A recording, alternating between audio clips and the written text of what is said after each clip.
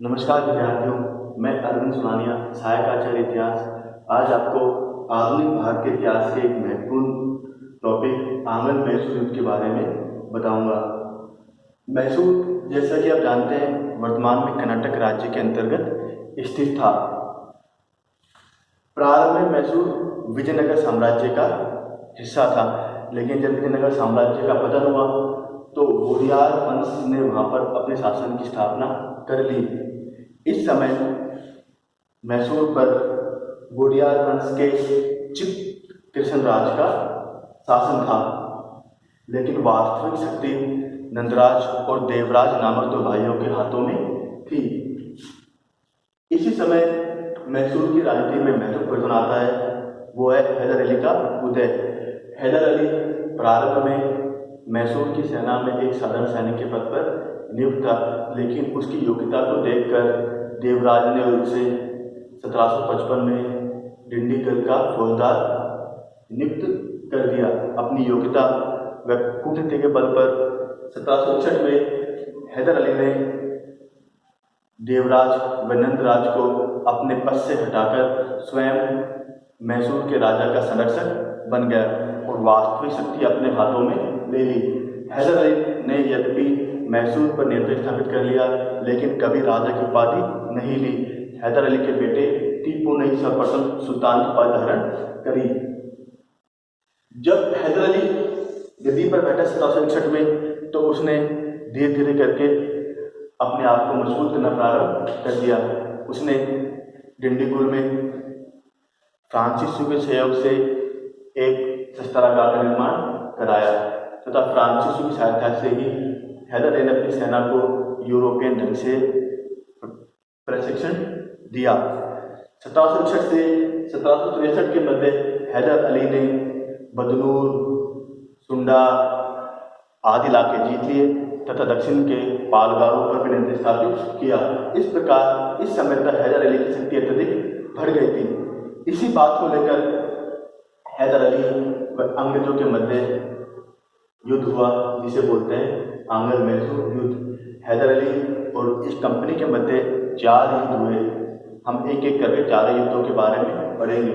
सर्वप्रथम पढ़ेंगे प्रथम आंग्ल मैसूर युद्ध, जो हुआ 1767 से 1769 के मध्य। इस प्रथम आंग्ल मैसूर युद्ध के कारण थे, सर्वप्रथम कारण था हैदर अली की बढ़ती हुई शक्ति से अंग्रेज भयभीत थे और वो चाहते थे कि किसी न किसी तरह हैदर अली को अंग्रेजों के नियंत्रण में किया जाए।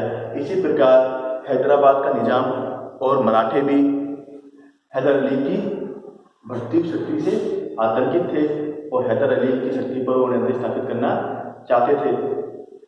इसके अतिरिक्त हैदर अली के शत्रु अरकाट के नवाब मोहम्मद अली को अंग्रेजों ने अपने यहाँ शरण दे रखी थी। इस बात को लेकर हैदर अली अंग्रेजों से नाराज था। उसने हैदर अली ने अंग्रेजों से बोला कि आप अरकाट के नवाब को मुझे सौंप दो, लेकिन अंग्रेजों ने उसे सौंपने से इनकार कर दिया।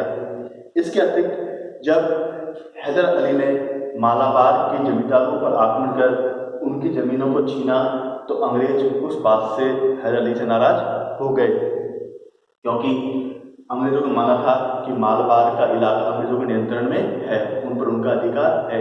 इन कुछ बातों को लेकर अंग्रेजों और हैदर अली के मध्य संघर्ष की स्थिति उत्पन्न हुई। इसी समय अंग्रेजों ने क्या किया, फूट डालो और राज करो की नीति के तहत हैदराबाद के निजाम और मराठों के साथ एक त्रिदल का संगठन बनाया हैदर अली के विरुद्ध। लेकिन हैदर अली बहुत ही योग्य कूटनीतिक और कुशल सेनापति था। उसने धैर्य के साथ इस स्थिति को संभाला और सर्वप्रथम मराठों को धन देकर उस दल से अलग कर दिया। हैदराबाद के निजाम को प्रदेश का कुछ हिस्से का लालच देकर उसे भी उस दल से अलग कर दिया। इस प्रकार अंग्रेजों, मराठों और निजाम का जो त्रिगुट संगठन था वो समाप्त हो गया। उसके बाद हैदर अली ने मद्रास पर आक्रमण कर दिया। हैदर अली के आक्रमण से भयभीत होकर मद्रास काउंसिल ने हैदर अली के साथ एक संधि की, जिसे बोलते हैं मद्रास की संधि। ये संधि हुई 4 अप्रैल 1769 को। इस संधि के द्वारा प्रथम आंग्ल मैसूर युद्ध का समापन हुआ। इस संधि की प्रमुख शर्तें थी कि अंग्रेज और हैदर अली दोनों एक दूसरे के जीते हुए प्रदेश वापस कर देंगे। दूसरा था, हैदर अली ने युद्ध के खजाने के रूप में एक बड़ी रकम अंग्रेजों से प्राप्त की। साथ ही इस बात का निश्चय किया गया कि भविष्य में अगर दोनों शक्तियों पर किसी तीसरी शक्ति का आक्रमण होता है तो वो एक दूसरे की सहायता करेंगे। इस प्रकार मद्रास की संधि के द्वारा प्रथम आंग्ल मैसूर युद्ध का समापन हुआ। लेकिन यह संधि लंबे समय तक नहीं चली और 1780 से 1784 के मध्य कंपनी और हैदर अली के मध्य द्वितीय आंग्ल मैसूर युद्ध भी प्रारंभ हो गया। इस युद्ध के कारण है, प्रथम कारण तो यह है कि मद्रास की जो ब्रिटिश काउंसिल थी उसने मद्रास की संधि की अवहेलना की। वो मद्रास की संधि की शर्तों को मानने को तैयार नहीं हुए, क्योंकि मद्रास की संधि अंग्रेजों के लिए अत्यधिक अपमानजनक और तिरस्कारपूर्ण थी, क्योंकि उन्हें युद्ध का खजाना देना पड़ा, साथ ही अपने प्रदेश वापस लौटाने पड़े। इसलिए प्रारंभ से ही मद्रास काउंसिल ने मद्रास की संधि की शर्तों की अवहेलना की। इस बात को लेकर हैदर अली अंग्रेजों से नाराज था। दूसरा, जब मराठों ने हैदर अली पर आक्रमण किया तो अंग्रेजों ने उनकी कोई सहायता नहीं करी, क्यों? जबकि मद्रास की संधि की तीसरी शर्त के अनुसार अगर एक दूसरे पर कोई तीसरी शक्ति आक्रमण करती है तो वो दोनों एक दूसरे की सैनिक सहायता देंगे। लेकिन मराठों के आक्रमण के समय अंग्रेजों ने हैदर की कोई सैनिक सहायता नहीं करी। इस बात को लेकर भी हैदर अली अंग्रेजों से नाराज था। तीसरा, इस समय अंग्रेजों ने माही तथा अन्य फ्रांसीसी बस्तियों पर नियंत्रण स्थापित करना प्रारंभ कर दिया। इस बात पर हैदर अली ने विरोध किया, क्योंकि हैदर अली मानता था कि माही व अन्य फ्रांसीसी बस्तियों पर हैदर अली का नियंत्रण है। इसी बात को लेकर हैदर अली का अंग्रेजों से दूसरा युद्ध प्रारंभ हो गया। जब अंग्रेजों ने हैदर अली के विरोध का कोई समाधान नहीं किया तो हैदर अली ने 1780 में अर्काट पर आक्रमण कर अर्काट पर नियंत्रण स्थापित कर लिया। 1781 में सर आयरकूट ने पोर्टनोवा के युद्ध में हैदर अली को पूरी तरह पराजित किया। साथ ही अंग्रेजों ने त्रिंकोमाली और नेगापट्टनम पर भी अधिकार कर लिया, लेकिन हैदर अली ने फ्रांसीसियों की सहायता से त्रिंकोमाली को वापस प्राप्त कर लिया। इसी समय 1782 में हैदर अली की मृत्यु हो गई। हैदर अली की मृत्यु के बाद उसके पुत्र टीपू सुल्तान ने युद्ध जारी रखा, लेकिन 1784 में कंपनी युद्ध जारी रखने की स्थिति में नहीं थी। इसी कारण ब्रिटिश कंपनी ने हैदर अली के बेटे टीपू सुल्तान के साथ 7 मार्च 1784 में संधि की। उसे बोलते हैं मंगलौर की संधि। इस मंगलौर की संधि के द्वारा द्वितीय आंग्ल मैसूर युद्ध का अंत हुआ। इस संधि की प्रमुख शर्तें थी, दोनों शक्तियों ने, टीपू सुल्तान ने व अंग्रेजों ने एक दूसरे के प्रदेश लौटा दिए। दोनों ने एक दूसरे की युद्धबंदी लौटाने का फैसला किया।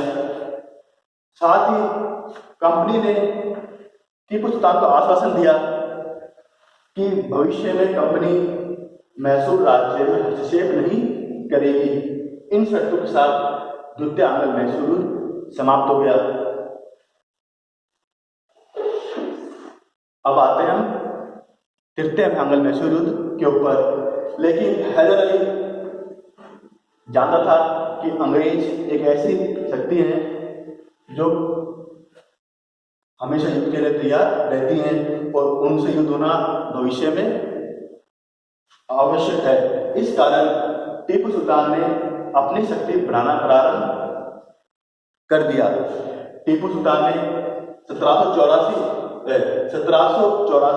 व 1785 में कुस्तुनतुनिया और 1787 में फ्रांस में अपने दूत भेजे। लॉर्ड कॉर्नवालिस भी टीपू सुल्तान को पराजित करना चाहता था, इस लॉर्ड कॉर्नवालिस ने मराठों व हैदराबाद निजाम के साथ मिलकर टीपू सुल्तान के विरुद्ध एक संगठन बना लिया, एक गुट बना लिया, जिसमें मराठे थे, हैदराबाद निजाम था और अंग्रेज थे। इसी समय टीपू सुल्तान ने 1789 में अंग्रेजों के संयुक्त राज्य त्रावणकोर पर आक्रमण कर दिया, त्रावणकोर पर आक्रमण कर उसे जीत लिया। इस बात से लॉर्ड कॉर्नवालिस अत्यधिक क्रोधित हुए और उन्होंने टीपू सुल्तान के युद्ध की घोषणा कर दी। इसी समय टीपू सुल्तान ने मिलोज के नेतृत्व में मैसूर में ब्रिटिश सेना को पराजित किया। मार्च 1791 में कॉर्नवालिस ने बेंगलोर को जीत लिया। दिसंबर 1791 में टीपू सुल्तान ने कोयम्बटूर पर अधिकार कर लिया। निर्णायक युद्ध 1792 में श्रीरंगपट्टनम में हुआ। प्रारंभ में टीपू सुल्तान बड़ी बहादुरी से लड़ा, लेकिन जब टीपू सुल्तान को लगा कि उसका हार निश्चित है और उसका राज घराने का पतन हो सकता है, तो टीपू सुल्तान लॉर्ड कॉर्नवालिस के साथ श्रीरंगपट्टनम की संधि करने को तैयार हुआ, जो मार्च 1792 में हुई। इस संधि के द्वारा तृतीय आंग्ल मैसूर युद्ध का समापन हुआ। इस संधि की शर्तें टीपू सुल्तान के लिए अत्यधिक अपमानजनक थी और इस संधि से अंग्रेजों को अत्यधिक फायदा हुआ। इस संधि की प्रमुख शर्तें हैं, टीपू सुल्तान ने अपना आधा राज्य अंग्रेजों को दे दिया, क्योंकि लॉर्ड कॉर्नवालिस ने युद्ध प्रारंभ होने से पहले हैदराबाद के निजाम और मराठों के साथ एक दल बना लिया था। इसी कारण युद्ध की समाप्ति के बाद टीपू सुल्तान से अपना आधा राज्य प्राप्त करने के बाद अंग्रेजों ने उस आधे हिस्से को 3 भागों में बांटा। एक भाग जिसमें मालाबार, कुर्ग, डिंडीगल, बारामैर और पहाड़गढ़ का स्थान है, उसको अंग्रेजों ने अपने साम्राज्य में मिला लिया। कृष्णा व तुंगभद्रा नदियों के मध्य जो भाग था, वो भाग हैदराबाद के निजाम ने अपने साम्राज्य में मिला लिया। इसी प्रकार कृष्णा व पन्ना नदी के जो मध्यवर्ती भाग था, उस भाग पर मराठों ने अपना नियंत्रण स्थापित कर लिया। इस प्रकार मैसूर का आधा साम्राज्य अंग्रेजों ने, हैदराबाद के निजाम ने, मराठों ने आपस में बांट लिया। इस संधि की दूसरी महत्वपूर्ण शर्त थी, टीपू सुल्तान ने युद्ध के खजाने के रूप में 30 लाख पाउंड रुपए अंग्रेजों को दिए या ब्रिटिश कंपनी को दिए।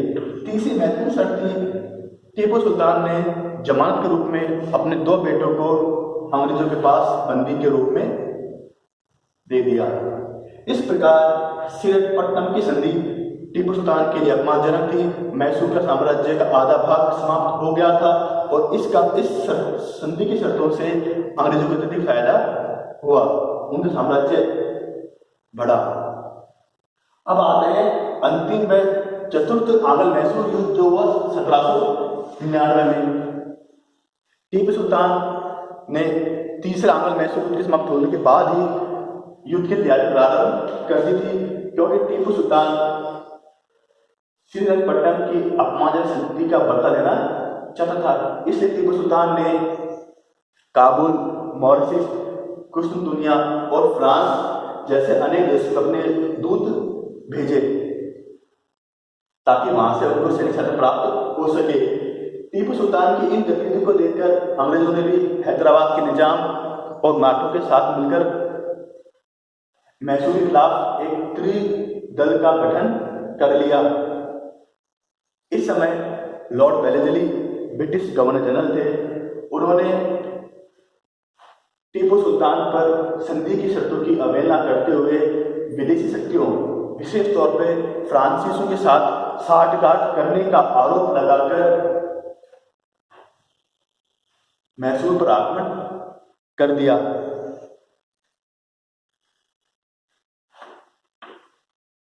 मैसूर पर आक्रमण कर दिया और श्रीरंगपट्टनम को घेर लिया। श्रीरंगपट्टनम को जब अंग्रेजों ने घेर लिया तो टीपू सुल्तान अत्यंत वीरता से युद्ध में लड़ा और उसने बहुत वीर गति युद्ध में दिखाई। लेकिन युद्ध के दौरान ही 4 मई 1799 को टीपू सुल्तान का देहांत हो गया और इसके साथ ही मैसूर का साम्राज्य समाप्त भी हो गया। चौथे आंग्ल मैसूर युद्ध के बाद अंग्रेजों ने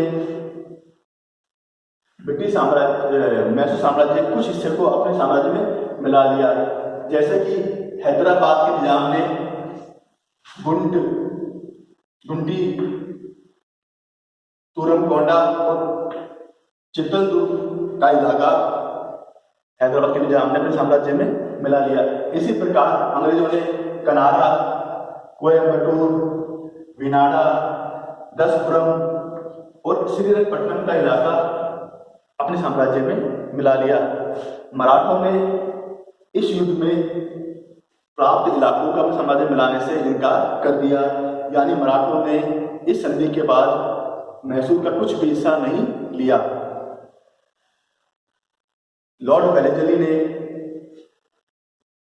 वोडियार वंश के एक अल्पवयस्क राजकुमार को मैसूर गद्दी पर बिठा दिया और उसके साथ में सहायक संधि कर ली। बाद में जब लॉर्ड विलियम बेंटिंक भारत में नया ब्रिटिश गवर्नर बनकर आया तो उसने मैसूर के शासक पर कुशासन व भ्रष्टाचार का आरोप लगाकर मैसूर को अपने साम्राज्य में मिला लिया। इस प्रकार मैसूर ब्रिटिश साम्राज्य में मिल गया। धन्यवाद।